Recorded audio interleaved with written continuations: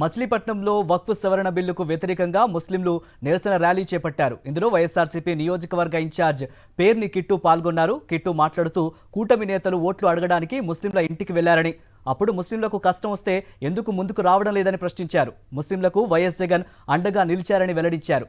వక్ఫ్ సవరణ బిల్లుపై ముందు నుంచి ఒకే మాటపై నిలబడి దాన్ని వ్యతిరేకించారని తెలిపారు.